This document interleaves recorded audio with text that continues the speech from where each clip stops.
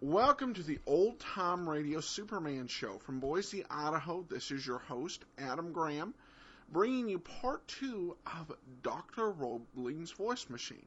Got any comments? Email them to me, adam@adamsweb.us. Please cast your vote on Podcast Alley. And remember, Laser and Sword Magazine, Laser and Sword for the best in new serial fiction. Didn't get an email here, want to go ahead and answer. Where are you getting your Superman stories, and do you have the commercials? First part is, all the Superman stories I got off of an MP3 DVD that I purchased off of eBay. And there are many places to get them, archive.org, dozens of places where you can find most of the episodes we're bringing you. In answer to the question, do we have the commercials? Not for the shows that I've been showing, because these early episodes of Superman did not have any commercials. They were sustained by the Mutual Broadcasting Network, so no commercials. And yeah, it ran for about 2.5 years like that. So yeah, a lot of places you can find it. Just put Superman Old Time Radio in your search engine, and you'll come up with a lot of results. All right, well, we're going to get into today's episode of Superman. Let's go ahead and get into Dr. Roebling and the Voice Machine, Part 2. Presenting the transcription feature, Superman. Look, up in the sky. It's a bird. It's a plane. It's Superman. Yes, it's Superman, strange visitor from the planet Krypton, who came to Earth with powers and abilities far beyond those of mortal men. Superman, who can leap tall buildings at a single bound, race a speeding bullet to its target, bend steel in his bare hands, and who, disguised as Clark Kent, mild-mannered reporter for a great metropolitan newspaper, fights a never-ending battle for truth and justice. And now to our story.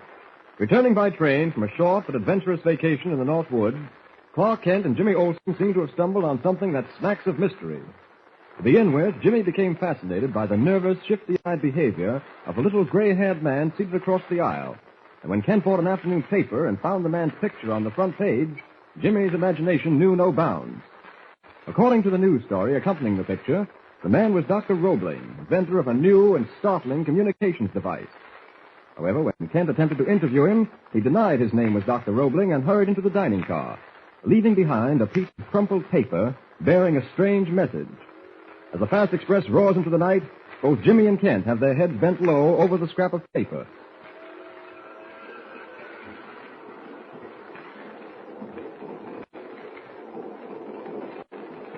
What does it say, Mr. Kent? It says, "This is your last warning." What can that possibly mean? Last warning about what? I don't know, Jimmy. Whoever wrote it certainly wasted no words. This is your last warning. Might mean anything. There's absolutely no way to figure it out. Maybe we ought to turn it over to the conductor and have him notify the police at the next stop. You know, if our friend Roebling or Harris or whatever his name is wanted police protection, he would have asked for it a long time ago. Evidently, receiving this note didn't bother him much. Oh, I don't know about that. You remember I told you he looked like a man who was being shadowed? His eyes kept shifting and sort of sat hunched up in the seat like he wanted to make himself small. I think you're imagining most of that, Jimmy. Oh, no, I'm not. Oh, I happened to notice him. He kept looking over his shoulder and watching everybody who came through the car. He's a suspicious character, all right, believe me. Jimmy, you've been reading too many detective stories. What do you mean, suspicious character? Poor old man is probably just trying to dodge curiosity seekers. That is, if he's really Dr. Roebling. Oh, of course he is, Mr. Kent. Look at that picture in the paper. Look at it. Same bald spot on the front of his head, same gray hair in back, and the same thin nose. It can't be anybody else. Well, you make it sound very convincing, Jimmy. Let's go into the dining car, huh, Mr. Kent? Don't tell me you're hungry this early. Oh, I get it. You want to stick close to our mysterious friend. Well, it's partly that. All right. But please remember to keep your voice down.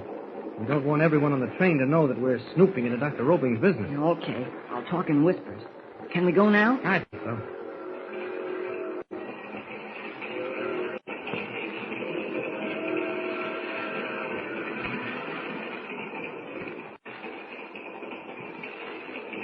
Jimmy, you haven't touched your chicken. Oh, yeah. I'll eat it. Do you know that you've been staring at him constantly for the last 5 minutes? I'm sorry. You're going to play detective. Don't make it so obvious. I wasn't looking at him. I was watching the lady who sat down at his table. She's been talking to him. Well, you make that sound like a crime. What if she is talking to him? Is that against the law? No, but it might be a clue to something. I'm beginning to feel sorry we ever discovered that picture in the paper. From now on, your every waking moment is going to be concerned with clues and suspicious characters and heaven knows what else. Oh, you're just making fun of me. But you wait and see. Something's going to happen. What was that? Oh, Dr. Roebling keeled over. You stay here, Jimmy. All right, miss. Don't get excited. I'll lift you back on the chair. There. Now let me have that glass of water. No, don't give him any water, please. What? No, he's my father. This happens quite often, really. He suffers from vertigo, fainting spells. Oh, I'm sorry. If you could call the conductor, I'd appreciate it. He'll be much better off in the drawing room.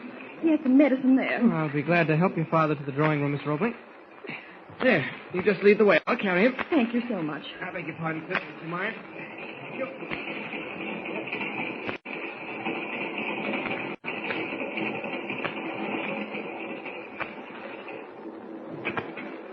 Just stretch him out on the lower berth. There you are. I don't know how to thank you for your kindness, Mr. Kent. Clark Kent. If there's anything else I can do before I leave... Oh, no, thank you. I'll give Dad some of his medicine, and he'll be all right. I'm sorry we caused a disturbance in the dining car. Oh, it was nothing. Well, good night, Miss Roebling. Mr. Kent, before you go... Yes? I'm curious about something. How did you know my name? Well, that's easy to explain. I knew your father was Dr. Roebling. You'd met him before? No, but he was seated opposite me in the club car, and I happened to notice his picture in the afternoon paper. Oh, I see. That explains it, of course.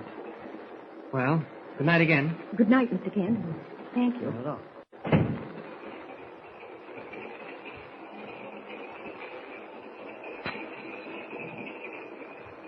Well, still not finished with your meal, Jimmy? What's vertigo, Mr. Kent? Huh? Why, it's a form of dizziness that sometimes results in fainting spells. What does it come from? I don't know, Jimmy. Well, I was right, wasn't I, Mr. Kent? He really is Dr. Roebling. And you were making fun of me. I apologize. Well, that's all right.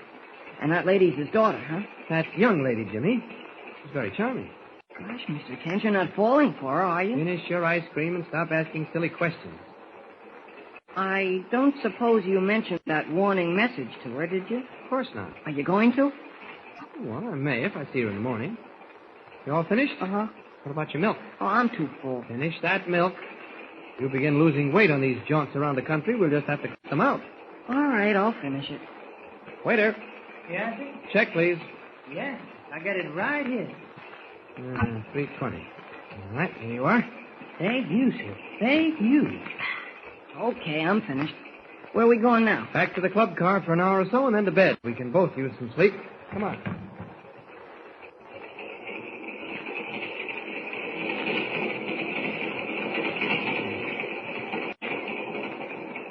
Why don't you read, Jimmy? How about this hunting and fishing magazine? No, I don't want to read. I'm thinking. What are you thinking about? Oh, a lot of things. That newspaper story said Dr. Roebling had invented a communications device, didn't it? Yes? I wonder what a communications device could be. Well, there are just so many methods of communication. Telephone, radio, telegraph. That's about all, except for the signaling methods, flags, and smoke pots. Well, do you think Dr. Roebling's device has something to do with sending messages? Possibly. Well, must be something. He won't even talk about it and tries to pass himself off as someone else. No, I don't blame him a bit. Undoubtedly, his invention has great military value. I wouldn't be at all surprised if the government has taken it over. A new secret method of communicating over long distances would be a boon to any nation at war. It would eliminate the necessity of having to use code. Train's slowing down. Coming into a station, I guess. Yep. You didn't find out whether Dr. Roebling and his daughter were going to Metropolis, did you, Mr. Kent? No, Jimmy, no. My bump of curiosity isn't as large as yours. I don't ask people personal questions 5 minutes after meeting them.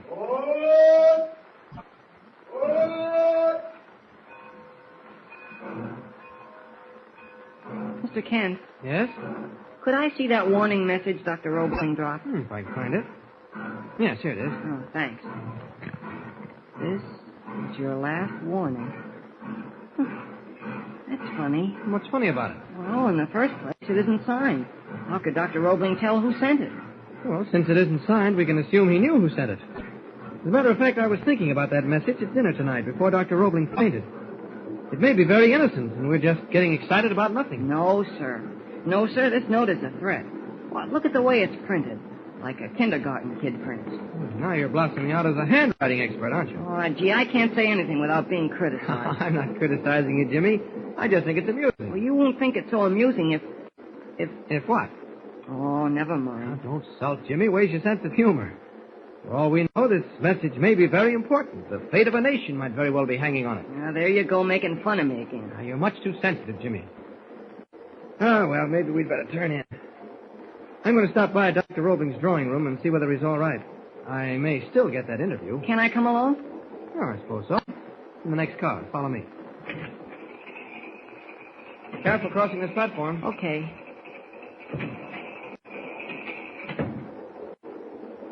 Yeah, this is the room.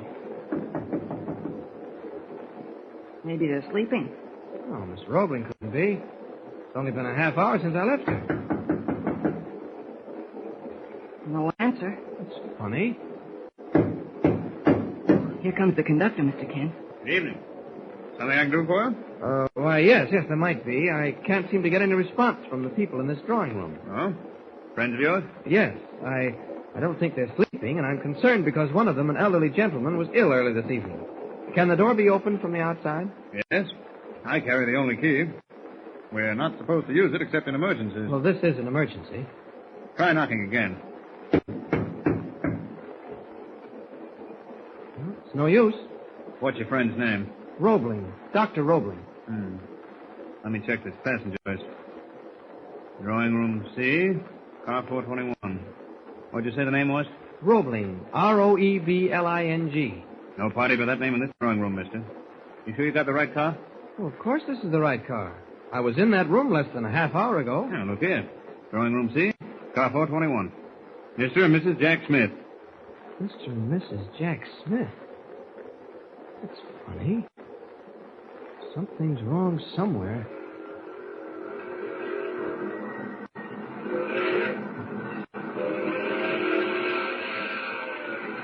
Has Clark Kent made a mistake in the drawing room? Or is Jimmy Olsen's feeling that Dr. Roebling is a suspicious character thoroughly justified? Who are Mr. and Mrs. Smith? And what has happened to Dr. Roebling and his daughter? Be with us again for the next revealing episode. Don't forget, tune in again for the next thrilling episode with Superman. Look, up in the sky. It's a bird. It's a plane. It's Superman. Superman is a copyrighted feature appearing in Action Comics magazine. Welcome back. I guess today we'd say Jimmy's going to end up in therapy over this. But Jimmy's coming off as pretty sharp, which I guess makes a lot of sense since this particular episode's a kid's adventure series. And of course, you want the kid to have something on the ball. And in this episode, he's really got it going. He's several steps ahead of Clark Kent. You gotta have a little more curiosity, though. Be much appreciated. All right, well, we're going to go ahead and wrap it up. We'll be back on Sunday. But for now, from Boise, Idaho, this is Adam Graham signing off.